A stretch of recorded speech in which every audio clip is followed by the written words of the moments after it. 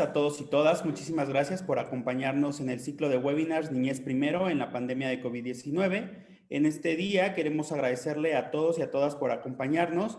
Nos gustaría recordarles que esta sesión está siendo transmitida también a través de Facebook Live, del Facebook de Tejiendo Redes, por si gustan seguirnos y compartir con el hashtag Niñez Primero. También me gustaría recordarles que el ciclo de webinar Niñez Primero no extiende certificado ni de constancia de asistencia, por lo que les pedimos por favor tener cuidado con sus datos personales en no compartirlos para evitar cualquier inconveniente de privacidad. En esta ocasión queremos agradecerle mucho a nuestros panelistas invitados. Muchas gracias, estimada Nora de Casa Civil de Argentina. Tenemos también a Federico, de 17 años de Argentina. Gracias, nos ha acompañado en otras ocasiones. Tenemos a Mónica Zavala y a María del Rosario Alfaro, que nos estarán acompañando en esta sesión para hablar un poco acerca de un tema que nos preocupa bastante en la región, sobre cómo prevenir el abuso sexual en contra de niñas, niños y adolescentes. Así que sin más, me gustaría darle la palabra a María del Rosario Alfaro, directora general de Guardianes México, para que podamos empezar a hablar sobre este tema. Muchas gracias, Christopher, a ti y a todo el equipo de Tejiendo Redes por esta invitación. La verdad es que siempre trabajar a favor de la infancia y la adolescencia es un honor para mí. Quisiera pasar una pequeña presentación de un tema muy pequeñito que creo que nos puede ayudar como para entender esto de qué hacer con la prevención, que como justamente tú bien dices, es un tema que nos preocupa a todas y a todos. Entonces, voy a ver si puedo compartir una breve presentación. Bueno, pues, ¿qué podemos hacer para prevenir el abuso sexual o la violencia sexual, mejor dicho, contra niñas, niños y adolescentes? La verdad es que este siempre es un tema que a todos nos preocupa. Muchos incluso cuando empezamos a trabajar en este tema nos sentimos muy desmotivados porque sentimos que muchas de las acciones que hacemos no dan el resultado que esperamos, ¿no? Porque es un tema que realmente tiene que abarcar muchas situaciones y muchas posibilidades. Yo quisiera que empezáramos preguntándonos cómo respondemos ante el peligro, ¿no? ¿Qué pasa si estamos en un lugar público como un cine o un estadio de fútbol y alguien de repente grita fuego, fuego? ¿Qué hacemos? Generalmente, cuando estamos en una situación de peligro, pues lo que hacemos es responder con nuestro instinto de supervivencia para alejarnos de esa situación. La violencia sexual es un tema que también pone en riesgo la vida, la integridad de los niños y las niñas que lo sufren. Y también para ellos es una situación de peligro. Muchas personas se preguntan por qué una víctima que sufrió violencia sexual durante la infancia reporta esta situación 10, 20 o 30 años después. ¿Por qué no habla inmediatamente y por qué no dice, me está ocurriendo esta situación? Bueno, pues en realidad es porque para defendernos del peligro, nosotros generalmente utilizamos recursos que son valiosos porque a nadie nos gusta sufrir, a nadie nos gusta estar en una situación desagradable, en donde lo primero que hacemos es, pues, esta defensa del peligro es tener un poco de amnesia, ¿no? Y otra que es una situación muy importante para las víctimas de violencia sexual, que es la disociación. Separarnos un poco de lo que nuestras sensaciones dicen en nuestra mente, ¿no? Hacer que las sensaciones se vayan por un lado y nuestras emociones por otro, para defendernos justamente del dolor. Pero quisiera yo explicarles algo que pasa en nuestro cerebro, porque creo que en la parte neurológica hay mucha información importante de cómo podríamos prevenir el abuso y qué podemos hacer para que niñas y niños tengan una situación de seguridad, ¿no? ¿Cómo respondemos ante el peligro? Pues fíjense, nosotros, déjenme, creo que hay una lámina que se me movió del lugar, perdónenme todos, era esta primero.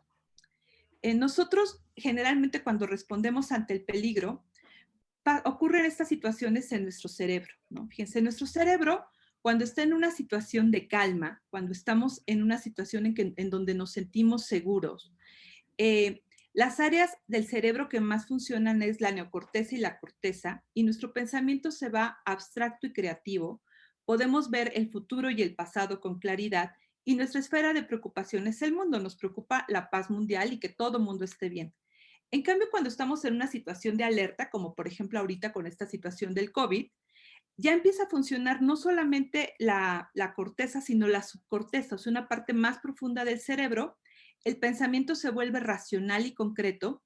Es por esto que hacemos compras de pánico, ¿no? Compramos incluso cosas que sabemos que no van a perecer. El pensamiento se va a días y horas y la preocupación se va a la comunidad, ¿no? Si nosotros observamos, por ejemplo, mientras el tiempo de alerta del COVID, pues revisamos este, qué pasa en las noticias en nuestra comunidad, en nuestro país, en nuestra localidad, ¿no? Eh, la situación, cuando se vuelve una situación de alarma, cuando es algo más grave, funciona entonces la subcorteza y el sistema límbico, y nuestro pensamiento se vuelve totalmente emocional e irracional. El sentido del tiempo se va a minutos y a horas, y la esfera de preocupación es la familia, ¿no? Por eso en un temblor, en una situación, un huracán o una tempestad, le hablamos a nuestra familia para preguntarles cómo está. Pero cuando tenemos miedo, entonces ahí lo que funciona más es el sistema límbico, nos volvemos reactivos, el tiempo se va a minutos y a segundos, y la esfera de preocupación es uno mismo, ¿no? Cuando hay un incendio, por ejemplo, la gente puede salir incluso hasta con poca ropa o semivestido, y no te importa tanto tu fama o tu reputación, sino que lo que te importa es sobrevivir. Pero cuando tenemos una situación de terror, entonces ya lo que funciona es el cerebro medio y el tallo cerebral. Toda la situación se vuelve un reflejo, se pierde la noción del tiempo, actuamos como en cámara lenta, y la única preocupación que tenemos es la integridad de nuestro cuerpo.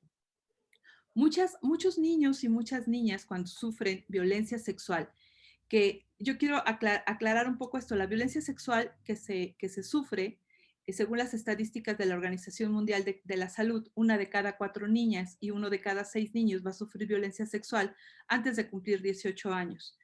Y además, el 60% de los casos es por un integrante de su familia, por alguien cercano. Generalmente el padre biológico ocupa la mayoría de los casos, el 30% de los casos es el papá biológico, la figura paterna. También tenemos en un porcentaje alto a tíos y abuelos, y también otro porcentaje alto lo ocupan los hermanos mayores. Entonces, estamos hablando que estas situaciones que ocurren en la familia hacen que se genere mayor confusión, porque cuando nosotros de niños tenemos por un lado una persona que nos está agrediendo, ¿no? Y por otro lado tenemos a una persona que nos trata bien, que es nuestro cuidador, pues entonces podemos saber que podemos desconfiar de unas personas y confiar en otras.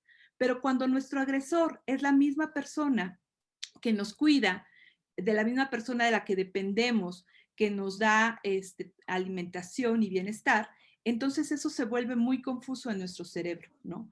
Nos sentimos muy desprotegidos, y además perdemos justamente el sentido de seguridad.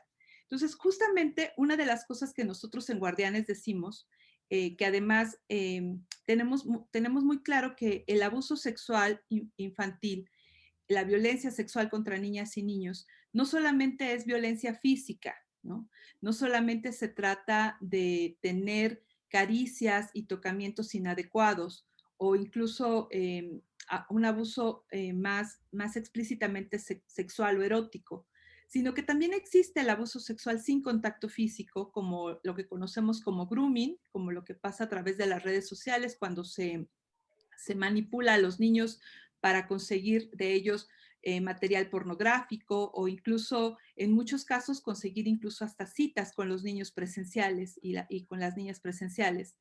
Eh, Existe también este abuso que es sin contacto físico, pero que es presencial, que es obligar a los niños a ver escenas eróticas, mostrarle a los niños pornografía, masturbarse enfrente de ellos. Todas estas cosas generan en los niños los mismos síntomas y las mismas repercusiones que aquellos que han sufrido abuso sexual con contacto físico. Entonces, existe el abuso sexual sin contacto físico, el abuso sexual con contacto físico y también existe la trata sexual de niñas y niños, ¿no? Llamamos abuso sexual a todo acto en donde un adulto o un adolescente está buscando una gratificación sexual de una niña o de un niño o de un adolescente y donde sobre todo el tema principal es el poder, más allá de la sexualidad es el poder. Entonces, nosotros a lo que llamamos es a prevenir desde el amor y no desde el miedo, esto es generando cerebros más seguros. Quiero terminar, ya sé que tengo poquito tiempo y que ya estoy sobre el tiempo, pero quiero terminar explicando esta idea de prevenir desde el amor y no desde el miedo, y es una idea del doctor Siegel, que es un experto en neurología y en crianza positiva. Él explica, me voy a regresar tantito, que nuestro cerebro es como el puño de una mano cerrada, ¿no? Cuando nosotros, si ustedes ven ahí mi mano en la imagen, si yo pienso en la palma de mi mano extendida, nosotros tenemos un cerebro que es como más primitivo, que es el cerebelo, donde están nuestras reacciones primarias. Tenemos un cerebro medio que sería como mi dedo metido ahí, como mi dedo pulgar metido en el centro, que sería el sistema límbico o el sistema mamífero. Y tenemos un cerebro, un neocórtex frontal, que es nuestro cerebro superior, nuestro cerebro humano, con el que respondemos a través del lenguaje, de la comunicación y de la conexión, ¿no? Es decir, es como si tuviéramos tres cerebros. Un cerebro que reacciona, un cerebro emocional o sentimental y un cerebro que toma decisiones y que puede, sobre todo, poner las cosas en un lenguaje que podamos comprendernos con los demás y sentirnos conectados, ¿no? ¿Qué se tiene que hacer para prevenir el abuso sexual infantil? Tener cerebros más sanos. ¿Qué pasa si tenemos cerebros más sanos? También vamos a tener niños y niñas más conectados y que aunque les ocurriera una situación de abuso, van a encontrar la manera de buscar adultos protectores y personas que los puedan cuidar. Nosotros cuando tenemos un cerebro sano, hagan de cuenta, todos venimos con esta capacidad de poder desarrollar estas tres partes de nuestro cerebro. El doctor Siegel explica que es como si fuera una casa que tiene dos pisos. Tenemos una planta baja que funciona en las reacciones, que nos hace respirar, que nos hace movernos, y tenemos una planta alta que nos hace comunicarnos. Ahora, el problema es que no tenemos una escalera. Esa escalera se construye por el buen trato que recibimos cuando somos niños. Esta escalera nos va a permitir poder conectar las cosas que pasan en la realidad con nuestras emociones sin desconectarnos y al mismo tiempo integrarnos con los demás y con la comunidad y sentirnos miembros responsables que podemos colaborar. Cuando esa escalera no se da, no se construye y no se construye por malos tratos, no se construye por vivir en situaciones de negligencia, de violencia, no se construye tampoco porque los papás, las mamás, los cuidadores primarios no tienen unos vínculos cercanos y afectivos con sus hijos. Cuando esta escalera no se construye, las personas reaccionan con miedo todo el tiempo. Hagan de cuenta que la crianza que le damos a los niños y a las niñas, y no solamente papá y mamá y los cuidadores, sino todos los adultos, hay un dicho muy bonito africano que dice que para educar a un niño se necesita una comunidad entera. Toda la educación que damos todos los adultos es como la música de fondo que le ponemos a los niños. Si yo tengo a un niño que su música de fondo es alegre, es empática, él va a sentirse que está en una comunidad donde puede dar más, donde puede desarrollarse y donde se espera que él crezca. Pero si la música que le ponemos de fondo son amenazas, gritos, maltrato, abuso, violencia, golpes, la música que le estamos poniendo es que no lo queremos, que no lo consideramos y que no le estamos brindando la seguridad que necesita. De nosotros, del buen trato que les damos a los niños, depende que construyamos una escalera que les permita tener habilidades superiores, que les permitan identificar una caricia de ternura de una caricia erótica. Lo que todos los niños y las niñas deberían de saber desde pequeños es que todo su cuerpo, todo su ser, no solamente sus genitales, no solamente sus partes privadas, sino todo su ser, no deben de permitir que nadie los toque, les tome fotografías, los manipule o haga alguna cosa con ellos, si ellos no están dando su consentimiento. Y deben de saber que son dignos de recibir amor y respeto y que no es que sean vulnerables, sino que nosotros los adultos vulneramos sus derechos, pisoteamos las cosas que incluso nosotros mismos reconocemos que ellos merecen y necesitan, y para eso es importante pues brindarles un aspecto de seguridad. La forma de prevenir el abuso sexual infantil, si es que hay alguna manera y una vacuna, es que la comunidad nos hagamos responsables de que todos somos responsables de la crianza de niñas y niños y que tenemos que brindarles un mundo de seguridad. Muchas gracias. Creo que ya me pasé del tiempo. Mil gracias. No te preocupes, María, estamos muy bien con tiempo. Si nos puedes ayudar a dejar de compartir pantalla, te Sí, claro. agradecemos mucho. Y en efecto, como comenta María, pues hemos visto desafortunadamente un aumento de casos de violencia en contra de niñas, niños y adolescentes y de mujeres en esta pandemia de COVID-19, por lo que me gustaría preguntarle a nuestra siguiente ponente, Nora Schulman, si justo considera que el aumento de llamadas por abuso sexual, en el caso de México tenemos un incremento de 115.614 llamadas a emergencias por incidentes como abuso sexual, acoso, violación, violación de pareja y violencia familiar. Esto en estos meses que hemos tenido de cuarentena, de encierro, en donde vemos más vulneración hacia niñas, niños, adolescentes, ¿no? Entonces, ¿cómo se conjuga toda esta dinámica de la pandemia para aumentar estos registros? Sí, en primer lugar, buenas tardes o buenos días a todos y todas. Muchas gracias por la invitación. Y sí, te contesto, Cris, que efectivamente nosotros también en la Argentina notamos un incremento grande de violencia en general contra los niños, y especialmente de abusos sexuales intrafamiliares, es decir, se producen dentro de la casa porque están conviviendo 24/24 con el abusador.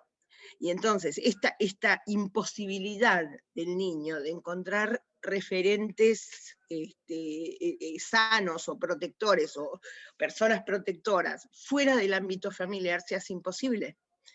Y generalmente y muchas veces las madres o los hermanos muchas veces son cómplices o miran para otro lado en esta situación por distintos motivos, ¿no? Hay motivos inclusive económicos, ¿no? Donde si denuncian al abusador quedan sin recurso económico, entonces hay como grandes dificultades y nosotros acá lo estamos pensando y lo estamos pensando con la gente de UNICEF, con el gobierno, porque hubo una campaña muy breve de UNICEF contra las violencias, que no tuvo un alto impacto, si bien aumentaron los llamados a las líneas telefónicas. Nosotros tenemos una línea 102 que es nacional, que la pueden usar los niños, y una línea del Ministerio de Justicia. Aumentaron los llamados, pero hay un problema muy serio. Acá todavía seguimos en cuarentena, y dentro de esta cuarentena es muy difícil recurrir a los servicios que atienden niñas y niños. Entonces, siguen en un mismo círculo de peligrosidad, por llamarlo de alguna manera, y esta poca posibilidad de ir a acudir a alguien que los pueda ayudar.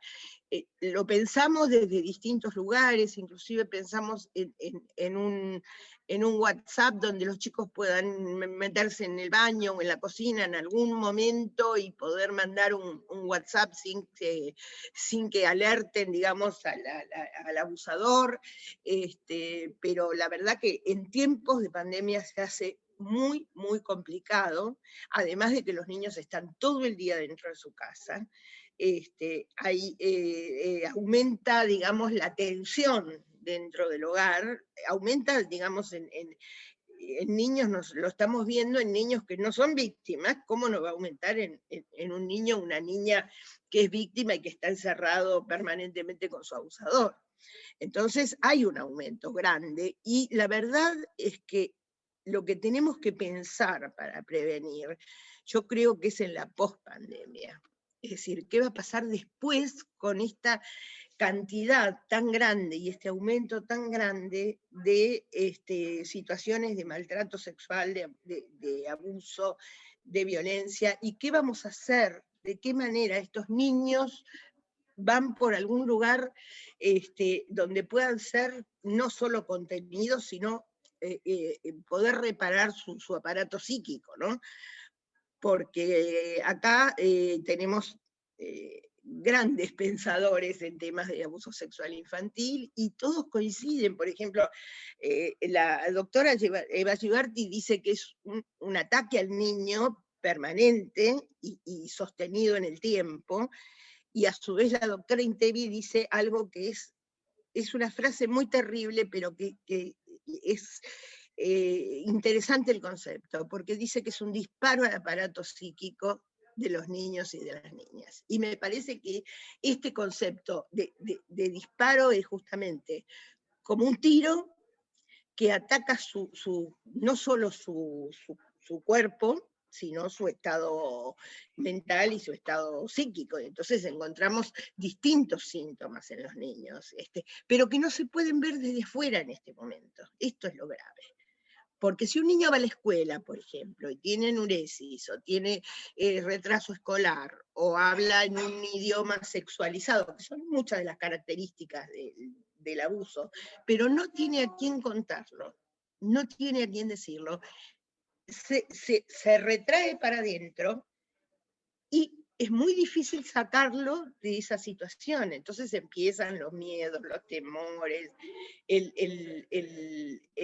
las manifestaciones físicas. Muchas veces, como no concurren inmediatamente a un servicio de atención, ni siquiera un servicio médico, después hay toda una revictimización de los niños, donde la idea de que vayan a un servicio y que los revictimicen con un tema que pasó hace, no sé, por decir, 6 meses, nosotros estamos en cuarentena desde el mes de marzo, así que pasaron muchos meses. Y además, lo que ha pasado también es el provocar embarazos no deseados. Como consecuencia de estos abusos, ¿no? Y entonces transcurren todo un embarazo que no saben muchas veces de qué se trata en niñas, ¿no? Niñas chicas de 10, 11, 12 años, con todo un movimiento alrededor donde, primero que no concurren a tiempo a hacerse su control de embarazo. Muchas veces no saben ni que están embarazadas. Y en todo caso también hay como una presión social de estos grupos que todos conocemos, que se llaman antiderechos, donde ponen el esfuerzo en que esta niña prosiga con su embarazo, y pasan dos cosas. O si termina el embarazo y el niño nace sano, cosa que en general no ocurre, se lo sacan y se lo dan en adopción inmediatamente. Y en segundo lugar, si no, no le permiten hacer el embarazo, hacer el aborto terapéutico, que ya está en nuestra legislación desde hace muchísimos años, no le permiten hacer esto, y al final la niña lo pierde naturalmente, su embarazo, como que también entre lo que le pasó, porque tenemos que hablar de que todos estos embarazos prematuros son producto de violación y de abuso sexual. No es ni consentimiento, ni que la niña quiso, ni que lo provocó, ni ninguna. Muy bien decía la doctora antes, tiene que ver muchas veces con, perdón, con estas cuestiones bueno,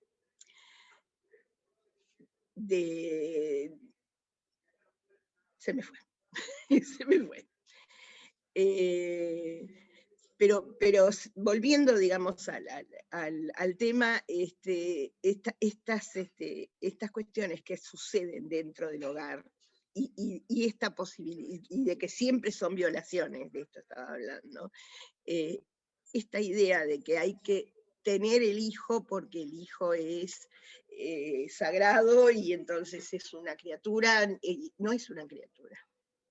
No es una criatura. Nosotros tenemos un caso muy conocido de una ciudad, de una provincia del interior del país, donde hasta el propio ministro de Salud se involucró en obligar a la niña a continuar su embarazo.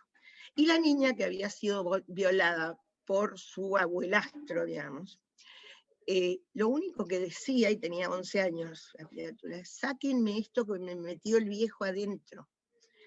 Y era su pedido, y su pedido permanente. Bueno, dejaron pasar, judicializaron, de tal manera que cuando se pensó que había que hacer el aborto porque corría riesgo su salud y la salud del bebé, que obviamente murió en el nacimiento, lograron que 2 médicos se apiadaran de ella y le hicieran una cesárea, porque ya no daba para hacer el aborto terapéutico, con lo cual se produjo una situación tan difícil que los médicos están ahora pasando por un juicio penal. La fiscal le ha hecho un juicio penal a esos médicos que auxiliaron a una niña en esa situación. Entonces, estamos pasando momentos muy complejos, muy complejos, donde es muy difícil entrar y meterse en las casas, y el abuso lo tomamos desde nuestro enfoque de derechos como una violación a los derechos humanos. Quizás sea una de las peores violaciones a los derechos humanos, porque son los derechos de los niños, y esto está perfecto en la Convención, el artículo 19 está perfectamente explicitado en las situaciones de abuso sexual, y también está especificado, por supuesto, en muchas de nuestras leyes nacionales, y tienen,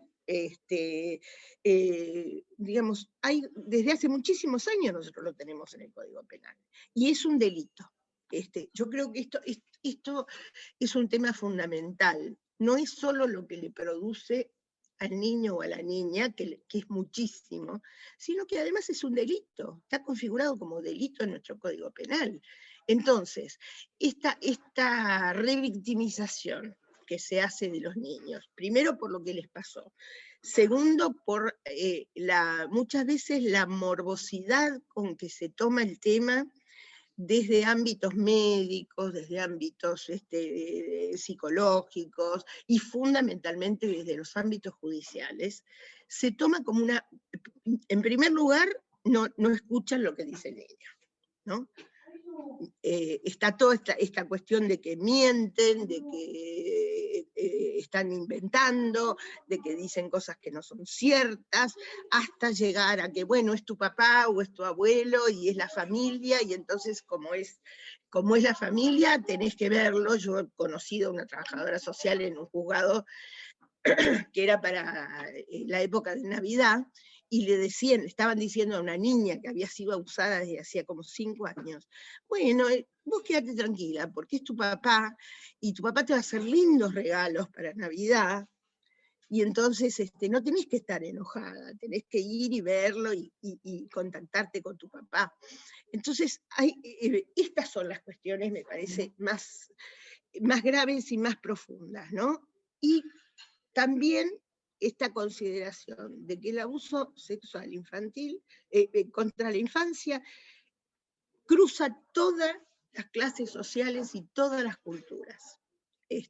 No podemos hablar de población en situación de pobreza o de alta vulnerabilidad, no solamente, sino que hay una cultura del abuso que tiene que ver con todas las clases sociales, porque tiene que ver con el ejercicio del poder, como decía la doctora antes, y este ejercicio del poder que un adulto ejerce sobre un niño, con la fuerza física, con el tema del secreto, porque como es alguien de la familia, esto es un secreto, no te lo debo contar a nadie, hasta la amenaza, digamos, ¿no? Si vos contás esto, yo voy a matar a tu mamá, voy a matar a tu papá. Entonces el niño crece en una situación tan compleja que a veces por eso no puede denunciar cuando tiene que denunciar. Y nosotros hemos mejorado en ese sentido las leyes en la Argentina, donde no se establece un plazo para la denuncia. Es decir, no vence. Uno puede denunciar en el momento en que se le produce, digamos, esta como iluminación, ¿no? De decir, a mí me pasó tal cosa, y esto sucede no solo en el ámbito intrafamiliar, sino nosotros tenemos, y México sé que también tiene muchos ataques sexuales por parte de la curia, ¿no? De todas las iglesias, y esto también es un problema grave porque tampoco se animan a denunciar, fundamentalmente por el miedo a que no les crean. Y después esta revictimización de volver a preguntarle al niño tantas veces qué le pasó, cómo le pasó, de qué manera le pasó. Y lo cuenta y lo dice cuando puede y cuando quiere. Entonces, nuestra abogada siempre dice que los niños tienen derecho a hablar, pero también tienen derecho a callar. Y creo que esto es importante, porque hay momentos en los que necesitan su espacio, su organizarse de alguna manera, para poder denunciar, digamos, un hecho tan aberrante y una experiencia tan traumática. Y como la mayoría de los agresores sabemos que son personas mayores, dentro del 80-85% dentro del ámbito familiar, bueno, se produce esta dicotomía entre amor y rabia y dolor, donde, pero si es mi papá, o si es mi abuelo, o si es mi tío, o mi hermano, digo, todo esto produce esta confusión en los chicos, donde por un lado, a veces la gente se aterra cuando uno dice que hay relaciones de amor, pero hay relaciones de amor entre este ser familiar, que además está haciendo abuso de esta criatura, ¿no? Entonces me parece que pensar a ver de qué manera salimos de esto, ¿no? De qué manera uno puede pensar en términos, por ejemplo, el término pedofilia, si uno lo estudia, tiene que ver, la palabra paidos tiene que ver con la familia, con la familia, con la amistad, con el amor. Entonces, esta mezcla es la que confunde al niño o a la niña cuando tiene que sacar afuera una situación de esta manera. Agregado a lo que nosotros se está aplicando muchísimo en todos nuestros países, el tema del SAP o el ISAP, que es el síndrome de alienación parental, que muchísimos lo conocen, donde esto lo inventó un psiquiatra que estaba mal de la cabeza y que además era pedófilo y que no está reconocido en ningún compendio de salud mental como síndrome de nada. Sin embargo, el Poder Judicial especialmente hace uso y abuso de esto, de este SAP, la teoría de la co-construcción, que a los niños, la teoría del castigo, de la revancha, entonces se lo dan al abusador, las madres son maltratadas, las madres que protegen a los niños son maltratadas en la justicia, las han metido presas, nosotros tenemos una ley horrible que tiene que ver con el impedimento de contacto, que la utilizan casi el 80% de los abusadores, donde dicen que las madres no les permiten ver a los hijos y se victimizan ellos. Y en realidad, si uno hace un estudio de esas personas que han participado de estas cuestiones, son casi el 80% son abusadores. Entonces hay que hay que estar alerta, no solo a la protección de los derechos de los niños en temas de su sexualidad, cuando hablan de cosas que un chico de 4 o 5 años utiliza un lenguaje adultizado, sexualizado, tiene actitudes que tienen que ver con una persona adulta. Empecemos a pensar por qué y qué es lo que pasa y a ver cómo podemos recurrir para la mejor protección de los derechos de esos chicos, ¿no? Y la mejor forma hay dos cuestiones fundamentales. Una es el relato del niño. El relato del niño coherente siempre el mismo, pero a veces no, porque llega un momento en que los niños y las niñas se cansan de contar siempre lo mismo, y cuentan lo mismo, y muchos que dicen, yo no quiero hablar más de esto. Ya está, no quiero hablar más. Y hay que respetarlo, porque no puede ser victimizado y que le pregunten 40 veces lo mismo. Para eso existe la Cámara, que es nosotros en nuestro país, todo el país tiene una institución o de la justicia o del ámbito administrativo que tiene una Cámara GESEL, y ese tiene que ser el único instrumento que se aplique a los niños y las niñas para que expresen y que digan lo que les pasa. No hay posibilidad ni de careos con el abusador, porque nada de esto es deseado.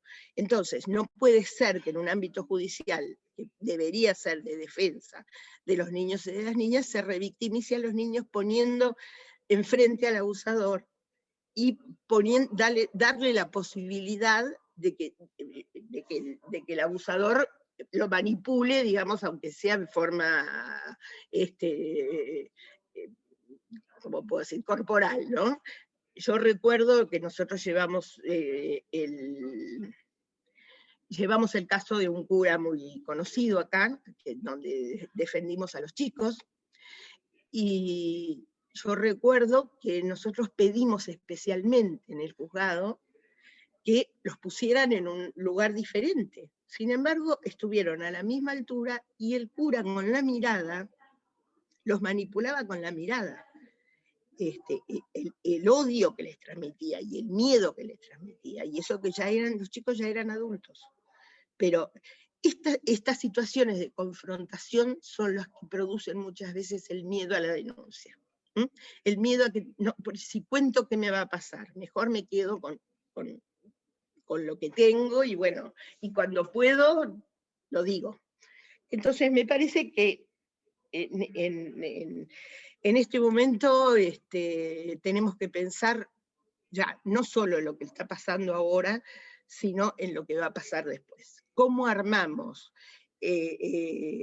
servicios de atención donde los niños sean contenidos, donde puedan encontrar un referente afectivo, y fundamentalmente en temas de meternos a que el abusador es un delincuente? Si esto es un delito, y entonces el abusador es el que se tiene que ir. No tiene que permanecer en la casa, y muchas veces sacan al niño y lo ponen en algún lugar separado de toda su familia, sin referentes afectivos, y que esté guardado, y el abusador sigue viviendo y sigue caminando por la calle tranquilamente. Entonces, estas son las cuestiones que uno tiene que pensar como hacemos post pandemia, ¿no? Esta articulación que tenemos que hacer con los gobiernos, con las instituciones, para no solo enseñar estas cosas, que para nosotros hay un tema gravísimo, que es que hace 14 años que tenemos una ley de educación sexual integral, y tenemos enormes dificultades para su aplicación. Porque justamente por los grupos antiderechos, el tema de con mis hijos no te metas, son mis hijos, los hijos no son propiedad de nadie. Los hijos son sus hijos, pero además de ser sus hijos, van a la escuela, tienen una vida propia desde que nacen, y una personalidad y un estatus de personas y de ciudadanía. Entonces, esto de que con mis hijos no te metas, sí te metas, porque el Estado, de acuerdo a la Convención y a todas las leyes, es garante de que se cumplan los derechos de los niños, y justamente puede meterse y debe meterse en estas situaciones. Entonces, me parece, para ir terminando, digamos, pensar un poco en esto, en escuchar a los niños, en de qué manera se los escucha, sin prejuzgamientos, sin echarle la culpa a los niños. Muchas veces oímos en tribunales, la niña se pone polleras cortas, se pone shorts, es provocadora, el niño me provocó, llegamos a un punto en el que ya no, todo eso no existe. Pensemos en que la educación sexual integral sirva para que los niños puedan reconocer su cuerpo, saber decir que no, que es lo más complicado, y reconocer qué es lo que está pasando. No puede ser más que una niña de 10, 11, 12 años quede embarazada por desconocimiento total de su cuerpo y de lo que le puede pasar en su cuerpo con un embarazo precoz. Entonces, me parece que yo dejaría aquí, no sé si está bien, estoy en horario. Perfecto, querida Nora, muchísimas gracias. La verdad es que muy interesante lo que nos comentas. Y pues bueno, antes de comenzar, quisiera agradecer que tenemos cerca de 600 personas siguiéndonos a través de Facebook y de Zoom. Agradecerles que nos acompañen. Tenemos personas desde Chile, Costa Rica, Bolivia, Perú, Honduras, Ecuador, México, Argentina, Colombia, República Dominicana, El Salvador y Guatemala. Muchísimas gracias a todos por estar aquí y acompañarnos. Y pues bueno, muy cierto lo que comenta Nora, toda niña, niño y adolescente son garantes de derecho, no son propiedad familiar, y ahí donde surge un tema muy controversial, ¿no? Y es estos grupos antiderechos que buscan prohibir el acceso a la información a niñas, niños y adolescentes sobre sexualidad, sobre educación sexual integral, para que puedan conocer su cuerpo y para que justamente, como comentaba María del Rosario, puedan identificar cuándo una caricia es una caricia de ternura y cuándo es una caricia peligrosa, ¿no? Que busca, que se aproxima a un abuso sexual. Entonces, es ahí donde me gustaría hablar con Federico acerca de estos movimientos, ¿no? Del PIN parental que buscan poner un alto al acceso a la información, a la educación sexual integral a niñas, niños y adolescentes. Evidentemente es una educación sexual integral progresiva de acuerdo a sus edades, no se les va a hablar a niños de 6, 7 años sobre temas más avanzados, pero sí que puedan identificar y que puedan prevenir. ¿Por qué? Porque desafortunadamente, como comenta Nora y como comenta María de Rosario, el 80, 85, casi hasta el 90% de los abusos sexuales ocurren dentro del nicho familiar, dentro de las personas que deberían de ser de confianza o que deberían de ser, procurar protección a niña, niño y adolescente, ¿no? Entonces, ¿cómo logramos que se pueda identificar ese abuso cuando muchas veces la misma familia calla ese abuso, ¿no? Como bien comentaba Nora en muchos de los ejemplos, desafortunadamente la mamá se entera o las personas cercanas se enteran y es un shock, es un impacto, es muy doloroso, pero no puede ser comparado con el dolor que puede surgir en el niño, niño adolescente y con el impacto y la huella que puede dejar en ellos, ¿no? Entonces, por ese dolor que se genera a veces en el nicho familiar, se calla, y no solamente se calla una vez, desafortunadamente, y en la experiencia, es una situación que se reproduce a lo largo de la historia familiar muchas ocasiones, ¿no? Y entonces, ¿cómo llegar y cómo lograr esta educación que pueda poner un alto, una identificación, un alto y una ruta de acción ante estos abusos, ¿no? Entonces, muchísimas gracias, Federico, por acompañarnos. Federico es un experto defensor de derechos de niñas, niños y adolescentes en Argentina y nos ha acompañado en otros webinars y justamente a hablar de educación sexual integral. Federico, muchísimas gracias. Bueno, primero que nada, muchísimas gracias a ustedes por invitarme. La verdad que para mí es un honor estar acá con mujeres que también admiro muchísimo, como es Nora y todas las mujeres que hablaron, ¿no? Y siempre realmente es un honor para mí poder tener una voz también, ¿no? Y bueno, retomando un poco lo que decía Nora y lo que decías vos, es justamente la educación sexual integral lo único que nos va a ayudar a nosotros, los niños, niñas y adolescentes, a reconocer el abuso sexual, ¿no? Porque la educación es, para mí, por ahí es porque es lo único que conozco, por ahora tengo 17 años solamente, ¿no? Pero la educación para mí es la mayor herramienta que vamos a tener y que tenemos actualmente para crear infancias, adolescencias más conscientes, ¿no? Que tengan pensamiento crítico, que es algo que falta muchísimo, realmente no existe el pensamiento crítico entre las adolescencias casi, ¿no? Entonces, la educación sexual integral es la clave, ¿no? Para entender todo esto. Y de hecho, retomando un poco también lo que decía Nora, de hecho, creo que el 80% de las denuncias de niños, niñas y adolescentes de abuso sexual se produjeron después de que tuvieran clases de educación sexual integral. Entonces, esto de cuando los antiderechos dicen con mis hijos no te metas, el único que se está metiendo con tus hijos sos vos, porque muchas veces inclusive son ellos mismos los abusadores los que dicen con mis hijos no te metas, porque no quieren que sepan, no quieren que tengan las herramientas para poder denunciar esto que está pasando, ¿no? Entonces, realmente la educación sexual integral es la clave para crear infancias más críticas, ¿no? Algo que también hay que tener en cuenta es que es menos del 10%, por lo menos en el 0800 que tenemos para denunciar esto en Argentina, es menos del 10% los casos de que los niños son los que denuncian, ¿no? La propia víctima es la que denuncia. Entonces, esto pasa también por un desconocimiento increíble de los niños, ¿no? Por una vulneración de nuestro acceso al conocimiento, de nuestro acceso a saber qué hacer. Entonces, esto es algo que pasa muchísimo y que es una vulneración de la educación sexual integral enorme.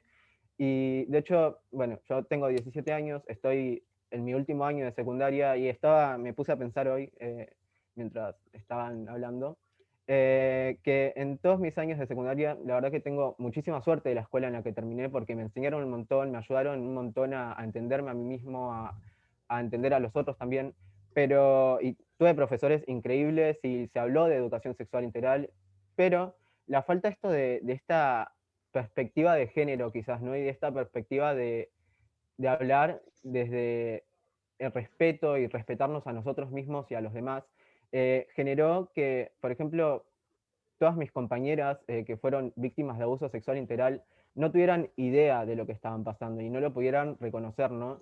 Porque yo me di cuenta que voy a terminar la escuela ahora con compañeras que nunca pudieron reconocer, nunca pudieron entender la gravedad de, por ejemplo, lo que le hicieron mis compañeros mismos o adolescentes también entre nuestros grupos, ¿no? Porque no, esto obviamente no se denuncia porque ni siquiera se reconoce, ¿no? Entonces voy a terminar la escuela con compañeras que nunca entendieron que cuando ese compañero las tocó en el boliche o cuando las abusó borrachas, estaba mal, porque, bueno, mis compañeros son buenos tipos, son adolescentes, son sus amigos, ¿no? Entonces, hay realmente esta falta de esta perspectiva de respeto y de la perspectiva de género es algo que se nota muchísimo y es algo que yo noto muchísimo como adolescente también, ¿no? Porque es realmente, me parece gravísimo, me da ganas de llorar inclusive pensar la cantidad de pibas jóvenes que sufrieron abuso sexual durante su adolescencia, tanto por compañeros como intrafamiliares o por lo que sea, y que no lo van a denunciar jamás porque nunca el sistema fue capaz de ofrecerle los recursos para reconocer el abuso, para saber cómo denunciar el abuso y para denunciar el abuso. Y para saber qué hacer después de denunciar el abuso, ¿no? Porque muchas veces muere ahí después de la denuncia y las pibas terminan muertas en una zanja con 3 denuncias hechas, pero la justicia no hizo nada. Entonces, es reconocer eso también, ¿no? Y también quiero criticar un poco a la sociedad en la que vivo, a mi país, porque también se está generando como esta cultura del falso empoderamiento, sobre todo por las redes sociales y por todo esto, que habla muchísimo sobre cómo vos te podés exponer en las redes sociales, pero no pasa nada porque es tu vida, es tu cuerpo y podés hacer lo que quieras, ¿no? Y esto genera que pibas de 12 años, de 15 años, suban fotos desnudas a veces a las redes sociales diciendo, es mi cuerpo, yo hago lo que quiera, y que muchísimos adultos hasta se lo festejen o les impongan este discurso, ¿no? de empoderamiento, porque es así, ¿no? Porque piensan que la revolución se da a través de sexualizar menores de edad, ¿no? Y este hecho de la hipersexualización infantil que está habiendo inclusive desde los mismos espacios feministas o desde los mismos espacios LGBTs o desde del mismo gobierno inclusive a veces, ¿no?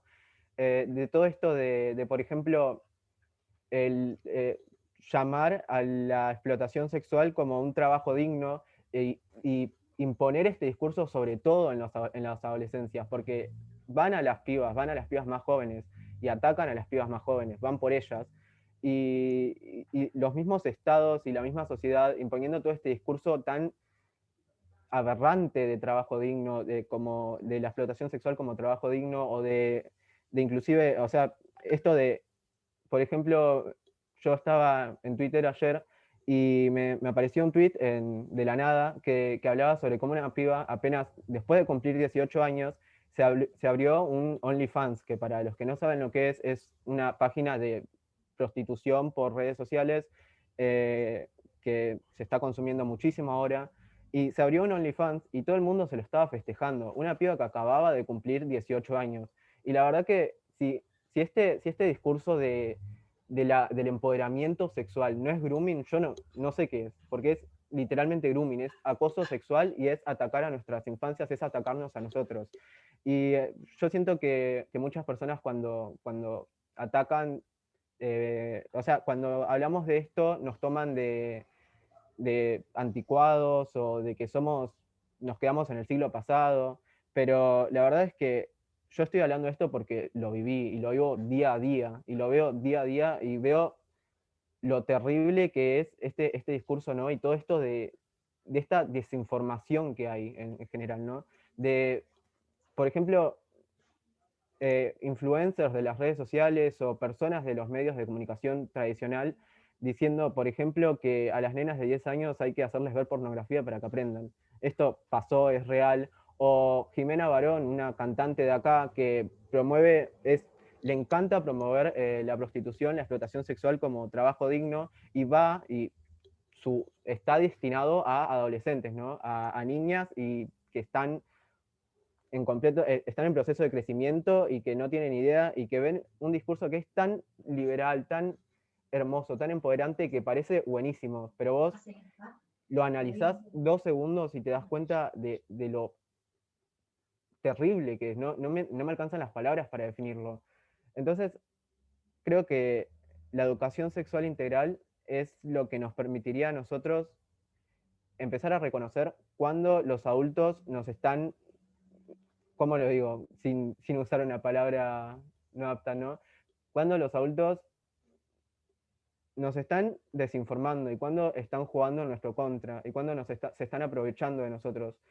No solamente en el seno intrafamiliar, no solamente en la escuela, sino que también en la sociedad en general, ¿no? Para empezar a formar infancias, como dije hoy, más críticas, que entiendan, que sepan reconocer en todo momento cuando alguien está haciendo algo que nos va a jugar en nuestro contra, que esto es algo que está pasando muchísimo, ¿no?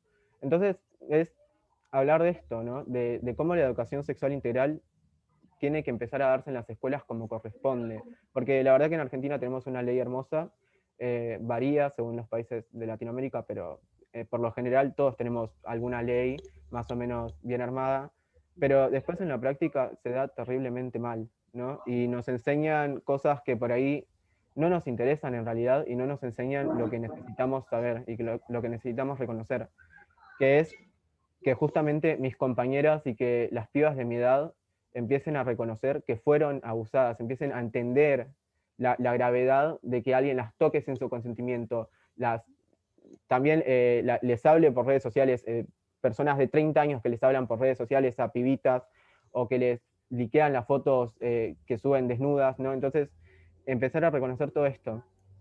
Y bueno, no sé si se me entendió algo, pero era más o menos esto, ¿no?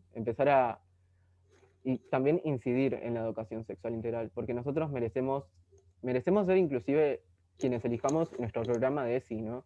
Porque creo que los adolescentes sabemos más que nadie qué es lo que nos está pasando y qué es lo que qué es lo que necesitamos entender y aprender, ¿no? Más que los adultos que por ahí están concentrados en otras cosas, que no se dan cuenta y que piensan que ya no van a aprender nada de nosotros, pero somos nosotros quienes tenemos que empezar a incidir. Y era más o menos eso. Muchísimas gracias, Federico. Te felicitan muchísimo por tu exposición, por tus comentarios.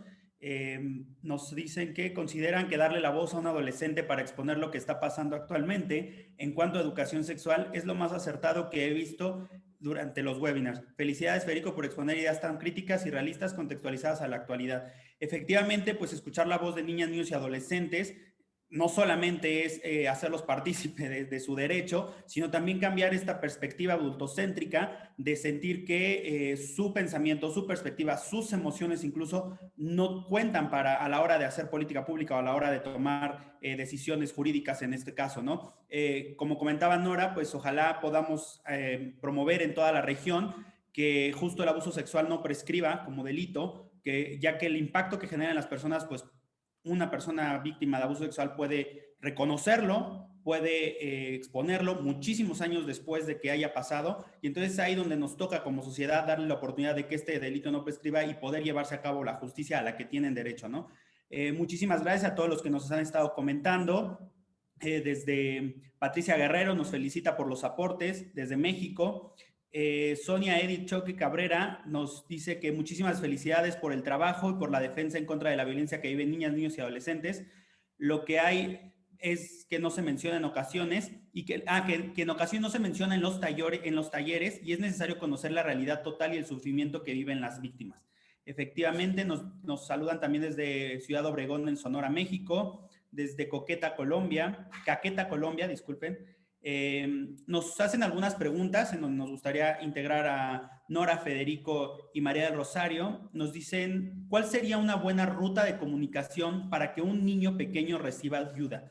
Puesto que se habla de casos donde aún sabiendo que hay abuso en las familias, otros adultos no hacen nada y estos casos se saben hasta que ya es tarde. Nos comenta también Silvia Aquino que existen mecanismos, protocolos y rutas de apoyo, pero accesibles para un adulto. Entonces, un niño pequeño, ¿solo de qué manera podría realizar una ruta? Nos preguntan también acerca de las familias de niñas, niños y adolescentes reciben acompañamiento para el aborto terapéutico. Una muy buena pregunta. Nos preguntan también a nuestros ponentes si nos pueden dar el nombre de alguna publicación reciente o alguna bibliografía para poder dar una plática sobre sexualidad integral, sobre educación sexual integral y abuso. En México se promovió la educación sexual integral con el propósito de proteger e informar a niñas, niños y adolescentes, pero lamentablemente en la Cámara de Diputados se rechazó. Ante este retroceso, ¿qué acciones desde el hogar se pueden implementar?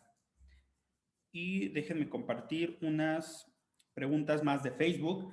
Nos pregunta Gaby Montero Biosca, bueno, nos agradece muchísimo a María del Rosario, a Nora, a Federico, sobre el tema muy claro, muy específico. ¿Es posible trabajar con el gobierno de México en mensajes para quienes vulneran y violentan para que busquen ayuda? Que pasen en la tele, la radio, etcétera. También nos comentan que hay un impulso exponencial a favor del PIN parental, el cual violenta los derechos sexuales en la infancia, ya que esta no permite la educación sexual integral desde los colegios. Evidentemente, la Comisión Nacional de Derechos Humanos se pronunció, pero al ser solo pronunciamientos no hay intención de respetar. Y bueno, no sé si gustarían responder alguna pregunta. También agradecer a todos los que nos siguen. María del Rosario, si gustas contestar alguna de estas preguntas, muchísimas gracias. Claro. A mí me gustaría mucho responder acerca de la bibliografía que se podría utilizar para dar educación integral.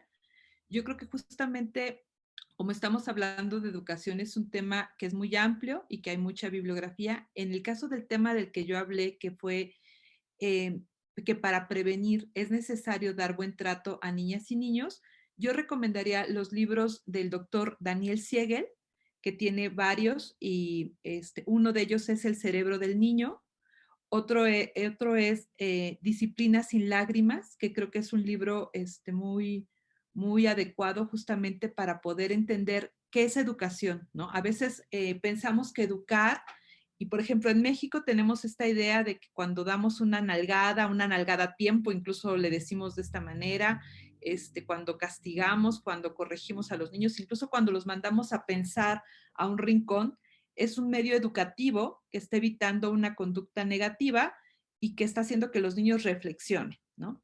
Los niños, generalmente eso es el ideal que los padres creen que sus hijos están haciendo cuando los mandan a estas acciones, pero en realidad los niños lo que están haciendo es decir, qué mal papá tengo, qué mala mamá tengo, que me están aislando, que me están haciendo sentir mal, ¿no?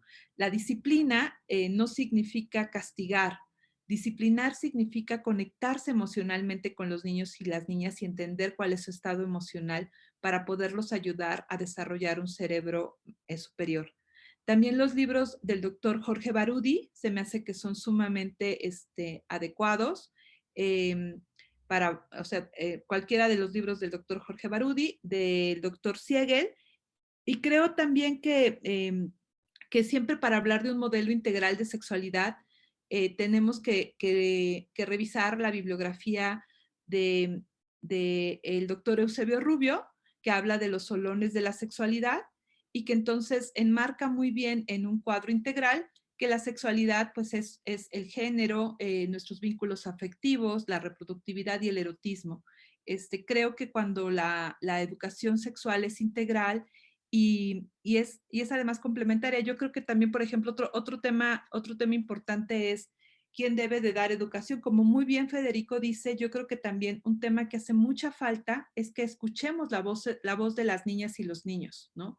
A veces a los niños, niñas y adolescentes los hacemos solamente receptores de lo que nosotros queremos dar en un influjo educativo, pero creo que justamente para poder respetar sus derechos tenemos que escuchar sus voces y saber qué cosas son las que ellos quieren escuchar, ¿no?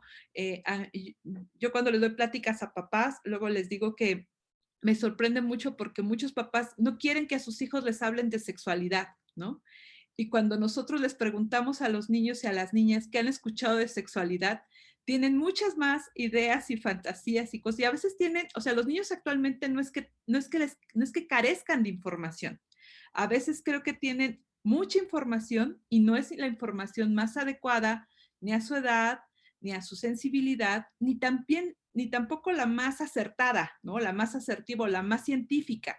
Creo que justamente es una tarea de la comunidad acercar un conocimiento científico y adecuado a niñas, niños y adolescentes, pero con su intervención, ¿no? Escuchándolos a ellos y poniéndolos a ellos en el centro de nuestro deseo educativo, más que en lo que nosotros les queremos dar, viendo las necesidades que ellos tienen, de lo que necesitan aprender y de lo que ellos además, con el potencial que tienen, pueden desarrollar, porque evidentemente los primeros años de vida incluso son los más importantes para brindar educación, ¿no? Nosotros en Guardianes empezamos haciendo cosas primero con adultos, luego con jóvenes, luego con adolescentes, y actualmente tenemos cursos para niños desde 3 años de edad y consideramos que a los que hay que meter a un tema de educación también es a mamás y a papás de primera infancia, porque la educación sexual, el lenguaje mayor de la educación sexual es no verbal.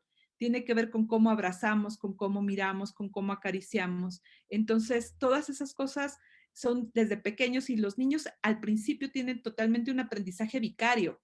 Aprenden por lo que ven, no por lo que les decimos o por las enseñanzas que les transmitamos. Entonces, si queremos brindar una buena educación sexual, también yo creo que los adultos tenemos que sanar nuestras propias heridas emocionales de la infancia, los propios abusos que hayamos sufrido y vivido, y también sanar nuestra sexualidad. Si nosotros descubrimos que la sexualidad es un potencial para desarrollarse, para hacernos más conectados, para recibir placer, evidentemente, pero también para darlo y para generar bienestar, eso nos puede servir mucho y puede hacer que al buscar ayudar a niñas y niños, también los que salgan beneficiados son nuestras niñas y nuestros niños interiores. Muchísimas gracias, María. Te felicito muchísimo por tus aportaciones, muy enriquecedora tu exposición. Gracias por el espacio. Y nos preguntan, perdón, nada más esto, si podrías repetir el nombre. Tenemos, bueno, a quienes preguntan, tenemos El cerebro del niño, de Siegel, Daniel y Jay Bryson. Ajá. Tenemos Disciplina sin lágrimas. Sin lágrimas. Sí, aquí, sí. ajá, justamente yo creo que están poniendo algunos en el chat que son bastante útiles. Yo creo que los libros de Jorge Barudi también son muy buenos. Tiene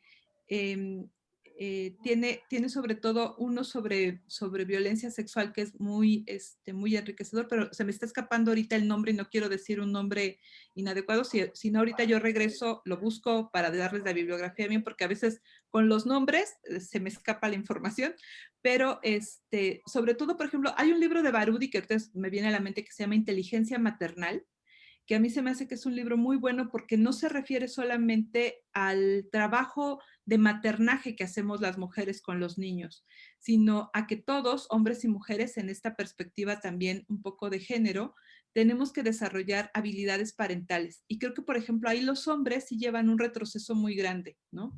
Porque se ha considerado durante mucho tiempo que brindar ternura, cariño, cuidado a los niños es una tarea exclusiva de las mujeres y de las madres, ¿no?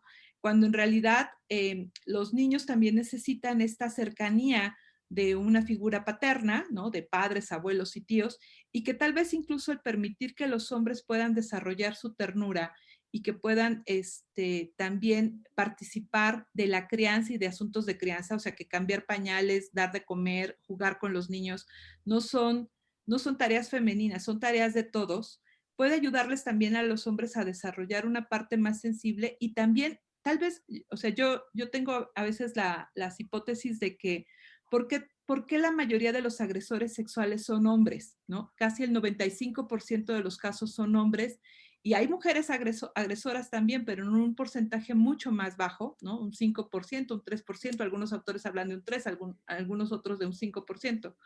Y yo creo que a los hombres siempre se les ha fomentado más esta parte erótica y además también muchos de ellos también han sufrido violencia sexual de niños, también han sufrido mucho castigo corporal y en el caso de los hombres es más difícil que puedan hablar del tema, ¿no? Las mujeres de alguna manera hemos encontrado muchos recursos emocionales. No digo que estemos bien, las mujeres tenemos muchos problemas y somos muy atacadas y sufrimos mucha violencia, pero hemos encontrado recursos para poder hablar del tema, recursos emocionales para poder evidenciar que algo nos está pasando. Y en muchas ocasiones los hombres no hablan nunca de estos temas, ¿no? No hablan de que fueron también abusados, de que fueron también víctimas.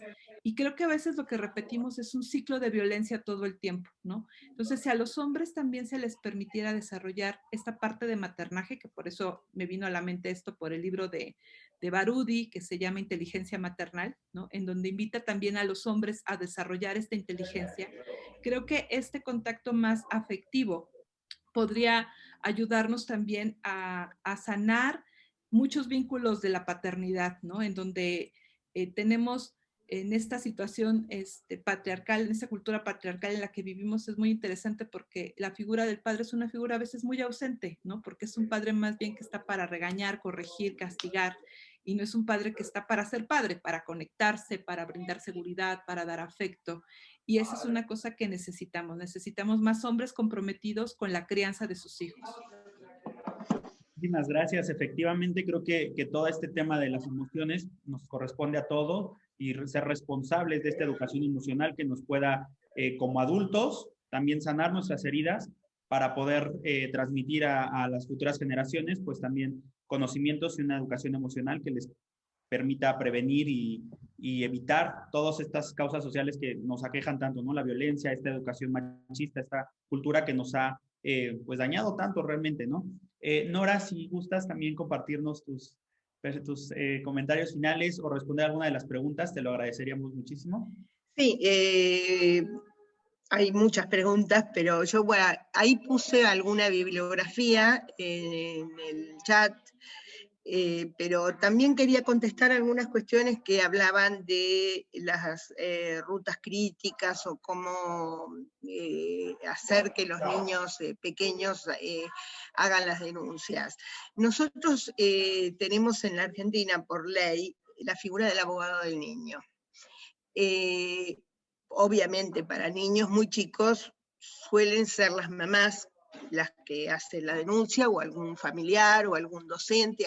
Por la ley de violencia doméstica hay obligación de denunciar. Cualquier ciudadano que se entera de algún acto violento tiene obligación de denunciar.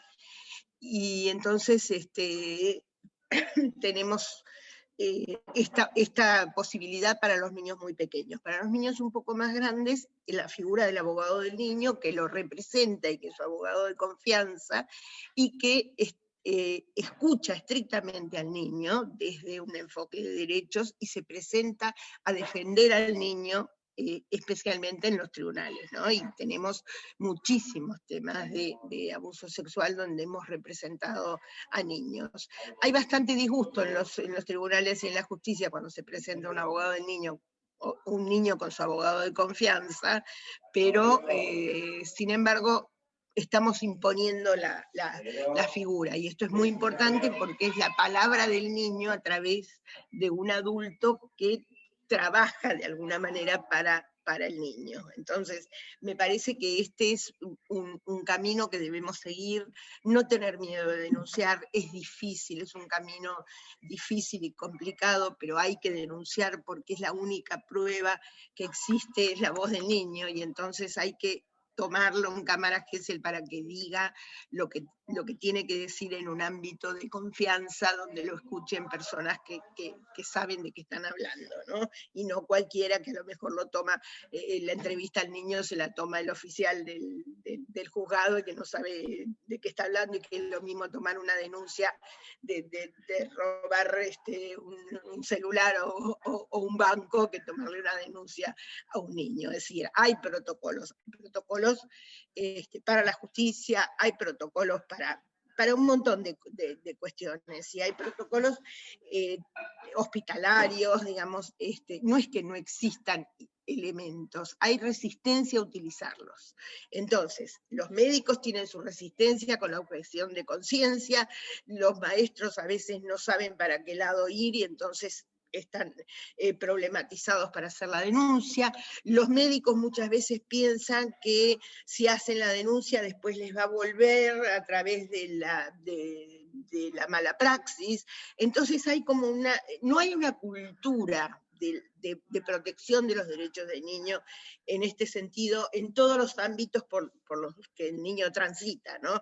Las enfermeras, las parteras muchas veces con estas mamás ejercen un maltrato y una doble revictimización. Entonces, y con respecto a la enseñanza de la educación sexual integral, sí se puede desde niños muy pequeños, se puede empezar a que los niños empiecen a entender el cuidado de su cuerpo, cómo es su cuerpo, qué partes se pueden tocar los adultos y qué no. Esto que decía María del Rosario muy bien, cuando es una caricia de ternura y una caricia erotizada, todo esto se puede ir trabajando con niños más pequeños y profundizarlo, como dijo Fede, en los niveles más superiores. Y otra pregunta que me hacían tenía que ver con que si siempre es violación en un menor de 18 años, sí. En una menor de 18 años o en un varón menor de 18 años, para nuestra legislación siempre es violación. Salvo que haya, y que existe también, pero en adolescentes más grandes, no en niñas madres, sino en adolescentes más grandes, una pareja de adolescentes que quiera responsablemente tener un hijo, y entonces en ese caso lo que hay que hacer es un acompañamiento especial durante el embarazo a los padres especialmente a la mujer gestante, al adolescente gestante, que tienen un proyecto de vida y que tienen que ser apoyados por políticas públicas, indudablemente.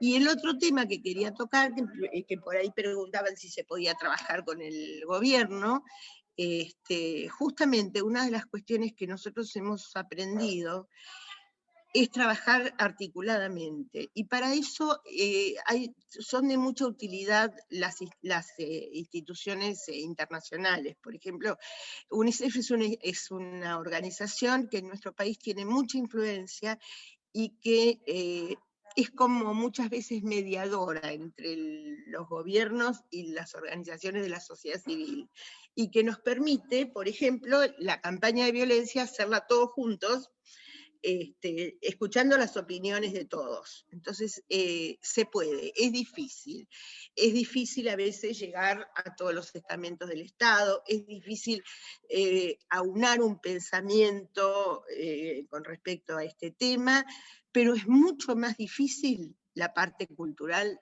y hacerle entender a la sociedad que este es un problema grave, que existe, que afecta a los niños, niñas y adolescentes, y que de alguna manera la gente tiene que enterarse de esto, no señalar con el dedo al abusado o a la víctima, porque en general se pone siempre el dedo acusador sobre la víctima. y no se tiene en cuenta que el niño no es culpable de nada. Y esto también hay que trabajarlo con los niños. Cuando un niño hace una denuncia de abuso, no culpabilizarlo y sacarle la culpa a él. No es culpa de él, es un abuso de poder de un adulto sobre un cuerpito que lo tiene que resistir y aguantar y que muchas veces no lo puede verbalizar. Entonces, ayudarlos en este sentido, ¿no? Y para eso, insisto, como dijo Fede también, la educación sexual integral hace que los niños entiendan qué es lo que les está pasando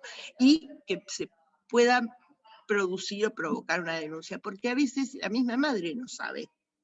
Entonces, esto de poder decirlo a alguien, ponerle palabra a sus hechos, permite una liberación. Yo les contaba antes del tema del cura, yo estuve durante las declaraciones, los chicos que ya eran adultos, tenían una angustia tal que cuando salían de la audiencia era como una explosión de poder llorar y de poder haber hablado en algún lado donde los escuchen. Entonces, hay que fomentar esto, la denuncia y el acompañamiento.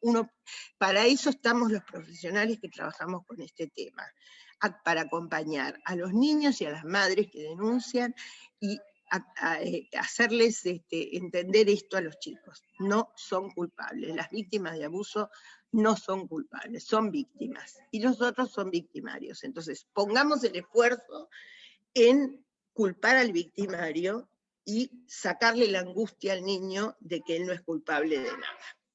Creo que con esto habría muchísimo para hablar, pero yo creo que vamos a dejar aquí porque ya estamos fuera de hora casi. Agradeciéndoles enormemente la escucha y bueno, como siempre habernos dado un espacio, tanto a Fede como a mí. Él ahora hará sus reflexiones, pero decirle a Fede públicamente que estoy muy orgullosa de tus palabras y de la forma en que te expresas. Gracias. Muchas gracias, querida Nora. Efectivamente, ¿no? Todo lo que comenta es parte también de acabar con esta cultura machista que permea toda la región y que inmediatamente responde ante todo este pensamiento, esta ideología, ¿no? De que las mujeres pueden ser asesinadas por su culpa, ¿no? De cuando son por parejas, ¿no? Se lo buscaron. Los niños igual, no, señores y señoras, no, los niños no son culpables. Muchos sacerdotes incluso han dado declaraciones, ¿no? Que los niños son los que provocan eso. No hay forma. Y por favor, siempre que un niño, niña o adolescente les cuente, se acerque a ustedes y tenga la confianza de contarles un abuso sexual, no lo está imaginando, no lo está fantaseando, como son muchas respuestas, a veces incluso de especialistas, de psicólogos. No hay esa intención y no hay forma de que esa fantasía sea lo que les esté contando. Es una realidad, pongan atención, escúchenlos. Y en este sentido también comentar que, bueno, la pandemia nos ha dejado muchas consecuencias. Una de ellas es esta educación a distancia, que de alguna forma quita también estas redes de apoyo a niñas, niños y adolescentes, en donde a veces la escuela, los profesores, los compañeros son quienes se percatan de estas situaciones y muchos educadores y educadoras son los que permiten que haya estas denuncias, ¿no? O acompañan a los familiares a hacer estas denuncias, y que desafortunadamente ahora en la pandemia pues no se da estos espacios de apoyo y estos espacios seguros, ¿no? En ese sentido, Federico, si gustas compartirnos tu pensamiento, tu sentir o responder una de las preguntas, te lo agradecemos mucho. No, nada, solamente agradecerles mucho a todos por invitarme, a vos, Nora, por tus palabras, en serio te admiro muchísimo, y también me encantó la charla, me encanta que nos den un espacio a los niños, niñas y adolescentes, así que estoy muy agradecido, en serio. Y nada, para cerrar, en realidad quizás se desvía un poco del tema, pero me gustaría, tomando un poco lo que decía María, doctora, creo que se llama, María, que es esto de las paternidades más presentes, ¿no? Y más activas. Y con respecto a esto, quiero decir que todos los varones en algún momento usamos de nuestra posición de poder, quizás, ¿no? Para violentar a las mujeres de alguna u otra manera. Todos los varones es algo inevitable porque así nos cría la sociedad.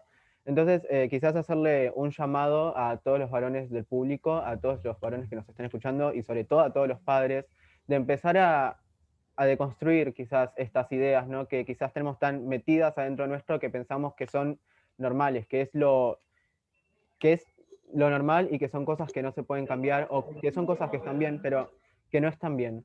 Entonces, los quiero llamar a todos los varones a empezar a criticarse un poco a ustedes mismos, a nosotros mismos como género, y empezar a, como decía, a cambiar nuestros comportamientos y las actitudes de la sociedad en general, ¿no? Y de todas las personas que estén en nuestros círculos. Nada más que eso. Muchísimas gracias a todos y todas.